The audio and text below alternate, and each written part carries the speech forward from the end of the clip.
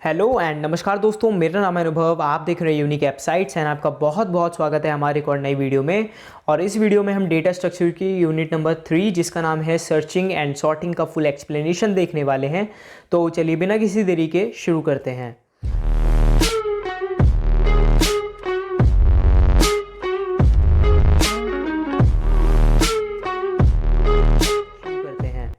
तो दोस्तों unit number 3 जो है डेटा स्ट्रक्चर्स की, अगर उसके हम कंटेंट्स की बात करें तो यहाँ पे हमारे पास कंटेंट्स बहुत कुछ है पढ़ने के लिए।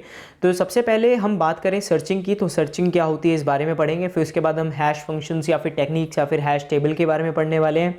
कोलिजन भी एक टॉपिक है जिसको मैंने कवर किया है। फिर उसके बाद है आपका गार्बेज कलेक्शन। फिर उसके बाद जो सॉर्टिंग होती है वो कई सारी टाइप्स की होती है, लेकिन सारी की सारी जो सॉर्टिंग टेक्निक्स होती हैं वो ज़्यादा इंपॉर्टेंट नहीं होती है या फिर ज़्यादा एग्जामिनेशंस में नहीं पूछी गई होती हैं। तो प्रीवियस ईयर क्वेश्चन के बिहाफ पे जो सबसे ज़्यादा रिपीटेडली जो पूछी गई है सॉर्टिंग, उनके आगे मैंने इंपॉर्टेंट लिख दिया है। समझाऊंगा सारी, लेकिन जो इंपॉर्टेंट है उन्हें आप कंसीडर सबसे पहले कीजिएगा, ठीक है। तो यहाँ पे insertion sort, selection sort, bubble sort, quick sort, merge sort, heap sort, radix sort और इन सारी जो सॉर्टिंग है उनको हम अलग अलग पार्ट्स में जो है कवर करने वाले हैं। दोस्तों एक बात और कि ज़रूरी नहीं है कि जिन जिन के आगे मैंने इंपॉर्टेंट लिखा है खाली उन्हीं जो सॉर्टिंग टेक्निक्स आप उनको पढ़ें। आप सारी की सारी सॉर्टिंग टेक्निक्स जो है उनका आइडिया ज़रूर लेके रखिएगा कि अगर बाई चांस किस्मत नहीं चलती है, अगर इंसर्शन नहीं आता है और आप इंसर्शन पढ़ के गए हो, तो आप बाकी की जो सॉर्टिंग टेक्निक्स हैं उनको आप अटेम्प्ट कर सको, ठीक है। सो दैट आपके 0 मार्क्स नहीं आए, उस क्वेश्चन में कुछ ना कुछ आपको मिल जाए। तो चलिए शुरू करते हैं सर्चिंग से। सर्चिंग क्या होती है? It refers to process of finding a desired element in set of items. मतलब कि जब हम एक डिजायर्ड एलिमेंट को फाइंड आउट करते हैं सेट ऑफ आइटम्स में से, उसे हम सर्चिंग कहते हैं। जैसे हम गूगल पे सर्च करते हैं, ठीक है। When we have to find something, जब हमें कुछ ढूंढना होता है, कुछ कंटेंट ढूंढना होता है, ठीक है, तो हम क्या करते हैं? हम सर्च करते हैं। किस पे सर्च करते हैं? सर्च इंजन्स पे सर्च करते हैं, याहू, गूगल। तो जब हमें डिजायर्ड जो एलिमेंट हमें चाहिए वो मिल जाता है तो हमारी सर्चिंग जो है कंप्लीट हो जाती है, अकम्प्लिश हो जाती है, ठीक है। डिजायर्ड एलिमेंट कॉल टारगेट, और जो डिजायर्ड एलिमेंट होता है डेटा स्ट्रक्चर्स की लैंग्वेज में उसको हम क्या कहते हैं? टारगेट कहते हैं। Searching can be implemented in any data structure like list, array, linked list, tree और ग्राफ। मतलब कि जो सर्चिंग है ना, ज़रूरी नहीं है कि एक ही टाइप के डेटा स्ट्रक्चर के अंदर लगेगी, नहीं, ऐसा बिल्कुल भी नहीं है। आप लिस्ट हो, चाहे एरे हो, लिंक्ड लिस्ट हो, ट्री हो, ग्राफ हो, हर किसी के अंदर आप सर्चिंग टेक्निक को क्या कर सकते हो? इम्प्लीमेंट कर सकते हो, ठीक है। Search refers to locating a desired element और specified properties in a collection of items. मतलब कि सर्चिंग का मतलब क्या है कि हम जब डिजायर्ड एलिमेंट को किसी स्पेसिफिक प्रॉपर्टी के हिसाब से भी जब सर्च करते हैं तो उसे भी हम सर्चिंग कह सकते हैं। मतलब कि हम प्रॉपर्टीज का फिल्टर भी यूज़ कर सकते हैं एक तरीके से आप कहो तो, ठीक है। टाइप्स ऑफ सर्चिंग की बात करें तो 2 टाइप की सर्चिंग होती है हमारे पास। सबसे पहला होता है सिक्वेंशियल सर्च और दूसरा होता है हमारा इंटरवल सर्च। अब जो सिक्वेंशियल सर्च जो होती है ना उसे हम लीनियर सर्च भी कहते हैं, और जो हमारी इंटरवल सर्च होती है उसे हम बाइनरी सर्च भी कहते हैं। तो कंफ्यूज होने की ज़रूरत नहीं है। तो अगर बाई चांस बाइनरी सर्च आता है तो इसका मतलब इंटरवल सर्च भी है, ठीक है। तो क्वेश्चन में जो एग्जामिनर होता है वो आपको कंफ्यूज ही करना चाहता है, तो उसके लिए क्या लिख देगा? बाइनरी सर्च की जगह इंटरवल सर्च लिख देगा। अब आप सोचोगे कि यार ये क्या लिख दिया इस बंदे ने, तो इसने कुछ अलग नहीं लिखा है, सिर्फ और सिर्फ बाइनरी सर्च का दूसरा नाम इंटरवल सर्च भी होता है एंड सिक्वेंशियल सर्च का नाम लीनियर सर्च होता है, ठीक है। अगर हम सिक्वेंशियल सर्च की बात करें, द लिस्ट और array is traversed sequentially and every element is checked. मतलब कि एक सीक्वेंस जो हमें गिवन है उसके अंदर ही हम एक बाय एक करके चलते रहते हैं। हम इसके अंदर अरेंजमेंट नहीं करते हैं कि एक अरेंजमेंट लगाया असेंडिंग ऑर्डर का, डिसेंडिंग ऑर्डर का, ऐसा कुछ भी नहीं करते हैं। इसके अंदर जैसे हमें सीक्वेंस मिल गया उसके अंदर ही हम क्या करते हैं? सर्चिंग चालू कर देते हैं, ठीक है जी। ये हमारी होती है sequential search. It sequentially check each element of list until a match is found or the whole list has been searched। मतलब कि अगर मान के चलिए कि हमारे पास एक एरे है, एरे लेट कर लेते हैं कि हमने एक एरे ले लिया, इस तरीके से एक डब्बा ले लिया, ठीक है जी। इसके अंदर हमने 4 ब्लॉक्स बना लिए, इसके अंदर मैंने डाल दिया 1 2 एंड 0 एंड 6, ठीक है। अब क्या है कि अब इसके अंदर अब मेरे को ढूंढना है 3, ठीक है। अब मैंने 3 ढूंढना है, तो अब मैंने इसके अंदर डाल दिया कि हाँ भैया सिक्वेंशियल सर्च जो मैंने दी हुई है उसके हिसाब से मेरे को ये बताओ कि 3 कहाँ पे है। अब क्या होगा, ये क्या करेगा? सिक्वेंशियली चेक करेगा कि ये कौन से एलिमेंट से मैच कर रहा है। तो सबसे पहले 0 एड्रेस पे जाएगा, क्या ये 3 है? नहीं है। क्या ये 3 है? नहीं है। क्या ये 3 है? नहीं है। क्या ये 3 है? नहीं है। तो क्या मतलब क्या हुआ कि हमारी जो सर्चिंग है वो अकम्प्लिश नहीं हुई। वहीं अगर मैं एक ब्लॉक और ऐड करके 3 लिख दूं तो अब ये क्या करेगा, एक ब्लॉक से और मैच करेगा, क्या ये 3 है, हाँ है, तो ये क्या कर देगा, ये शो कर देगा कि जो हमारा एलिमेंट है जिसको हम सर्च कर रहे हैं वो कौन से एड्रेस पे है, 0 1 2 3 4, फोर्थ एड्रेस पे है। ठीक है जी, इस तरीके से काम करता है। इसकी अगर हम वर्ड्स कॉम्प्लेक्सिटी की बात करें तो बिग O n है, एवरेज की बात करें तो बिग O n है, और स्पेस की बात करें तो बिग O 1 है। दोस्तों अगर पॉसिबल हो सके तो आप प्लीज़ सारी की सारी जो कॉम्प्लेक्सिटीज़ हैं उनको याद कर लीजिएगा, बहुत ज़्यादा ज़रूरी है कॉम्प्लेक्सिटी। ठीक है, अगर कॉम्प्लेक्सिटी आप याद कर लेते हो and you right complexity in examination तो आपको बहुत अच्छे मार्क्स मिलने के चांसेस बढ़ जाते हैं, क्योंकि टीचर को ये लगता है कि आपको पूरी की पूरी नॉलेज है सब्जेक्ट की जो होनी चाहिए। ठीक है, क्योंकि जो आगे सब्जेक्ट आने वाला है जो आपके नेक्स्ट सेमिस्टर्स जो आने वाले हैं, फ्यूचर सेमिस्टर्स जो हैं, उसके अंदर आपके design and analysis and algorithm एक सब्जेक्ट आएगा, तो उसके अंदर भी जो टाइम कॉम्प्लेक्सिटीज़ हैं, इनको एनालाइज करना कैसे निकालते हैं, ये सारी चीज़ें भी आएंगी। तो आपके लिए बहुत ज़्यादा ज़रूरी है कि आप इन सारी चीज़ों को माइंड में रखो, खाली यूनिवर्सिटी एग्जाम के लिए नहीं, फ्यूचर के लिए भी एज वेल एज प्लेसमेंट्स में भी ये चीज़ें काम आती हैं, पूछी जाती हैं। ठीक है, चलिए इंटरवल सर्च की बात करते हैं। तो ये सेकंड टाइप होता है, इसका एग्जांपल बाइनरी सर्च भी है एज आई सेड। तो इसके अंदर क्या है, designed in sorted data, sorted data इसके अंदर होता है, मतलब कि अरेंज्ड होता है असेंडिंग में, डिसेंडिंग में। ठीक है, इस तरीके से सॉर्टेड होता है data. These algorithms are much more efficient, ये मच मोर एफिशिएंट होती है लीनियर सर्च के एज कम्पेयर्ड। क्यों, क्योंकि ये क्या करती है, डिवाइड कर देती है सर्च स्पेस को हाफ के अंदर। मतलब कि जैसे मान के चलिए 1 2 3 4 5, ठीक है 5 है। अब अगर बाई चांस मान लीजिए 3 नहीं होता, हम दोनों केस लेंगे, अगर 3 होता 3 नहीं होता, तो अब 3 नहीं है मान के चलिए, तो ये क्या करेगा, ये बीच में से डिवाइड कर देगा, यहाँ से एक डिवीजन आ जाएगा।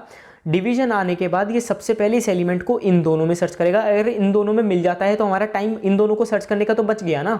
ठीक है, तो अब क्या करेगा, इन दोनों में जब नहीं मिला तो इन दोनों में सर्च करेगा। ठीक है, इन दोनों में भी नहीं मिला तो सर्चिंग फेल। अगर बाई चांस 3 होता तब भी ये क्या करता, हाफ में डिवाइड करता है, ये इतने में ही डिवाइड कर देता, पहले इन दोनों में सर्च करता, अगर इन दोनों में मिल जाता तो ठीक है भैया, अगर इन दोनों में नहीं मिला फिर ये बाकी के जो पार्ट है उसके अंदर सर्च करेगा, अगर इन तीनों में मिल गया तो ठीक है, searching is successful, otherwise it's failure. तो इस तरीके से जो हमारी इंटरवल सर्च है वो काम करती है। इसका एग्जाम्पल है बाइनरी सर्च। आगे बढ़ते हैं तो आगे आता है हमारा difference between sequential and interval search.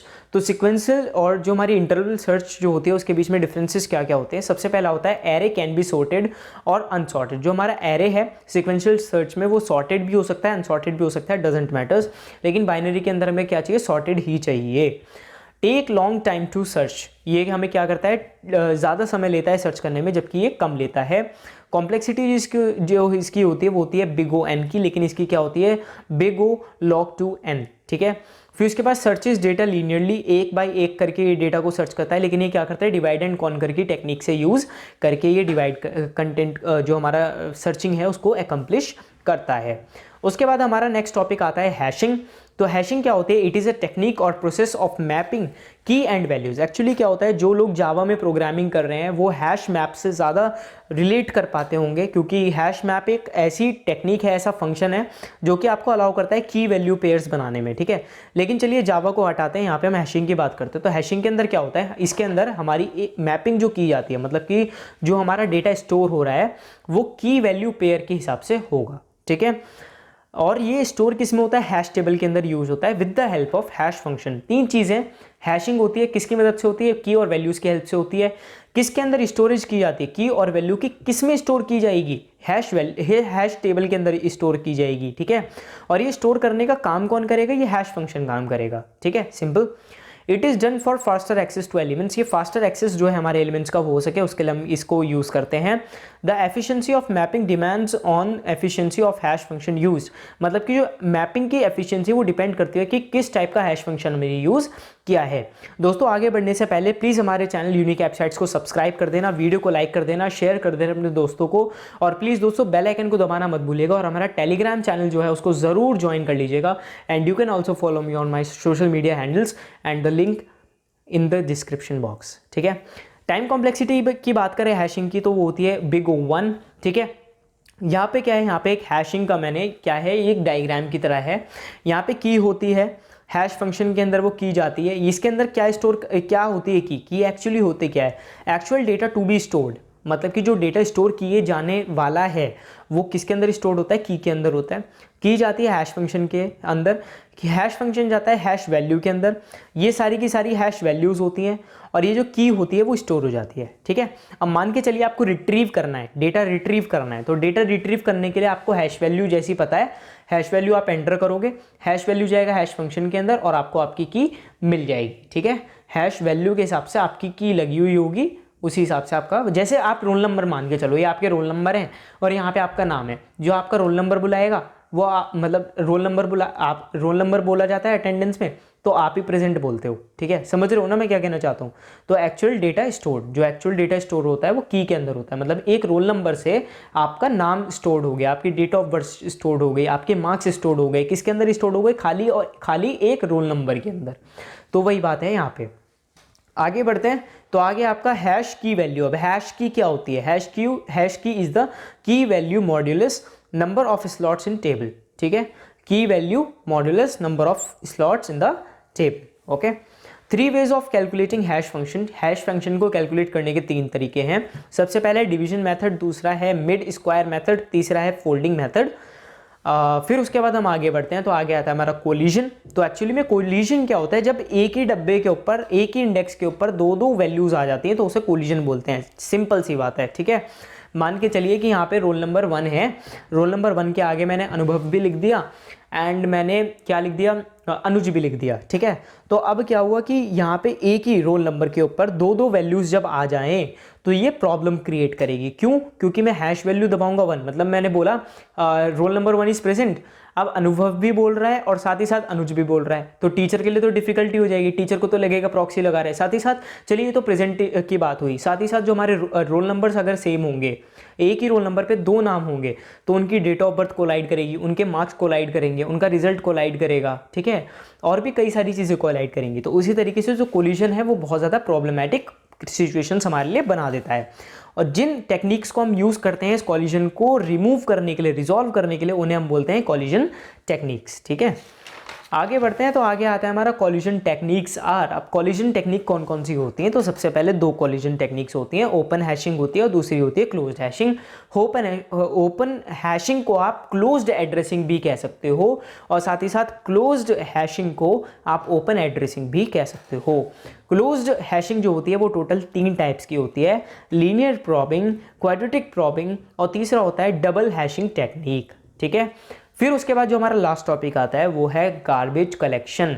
Garbage collection क्या होता है, अब मान के चलो कि आपने अपना जो प्रोग्राम है उसको रन किया, रन करने के बाद जो है आपकी जो है आंसर आ गए, लेकिन आंसर आने के बाद जो बैकग्राउंड में कुछ कैश है, कुछ एक्स्ट्रा मेमोरी जो भी स्टोर हुई है उसे हम गार्बेज कलेक्शन कहते हैं। ठीक है, जो वेस्ट चीज़ें पड़ी हुई है उसे हम गार्बेज कलेक्शन कहते हैं एंड वो हमारी मेमोरी को ना ऑक्यूपाई करती रहती है, उससे हमारी बहुत सिचुएशंस खराब हो जाती है, मतलब पीसी जो है वो बढ़ता चला जाएगा, स्टोरेज बढ़ता चला जाएगा, एफिशिएंसी फिर कम होती चली जाएगी। तो इसलिए जो गार्बेज कलेक्टर्स होते हैं वो उस डेटा को रिमूव करते हैं। ठीक है, वो उस डेटा को क्लीन करते हैं। ठीक है जी, it is a dynamic technique for memory management and heap allocation that examines and identifies dead memory blocks before reallocating storage for reuse। मतलब कि ये एक डायनेमिक टेक्निक होती है मेमोरी की, जिसके अंदर मेमोरी मैनेजमेंट के अंदर, जिसके अंदर हीप एलोकेशन होता है, जो एग्जामिन करती है, आइडेंटिफाई करती है डेड मेमोरी ब्लॉक्स को और उनको वापस से स्टोरेज के अंदर रीयूज़ करने के लिए डाल देती है। ठीक है, जिससे आप उसको बार बार रीयूज़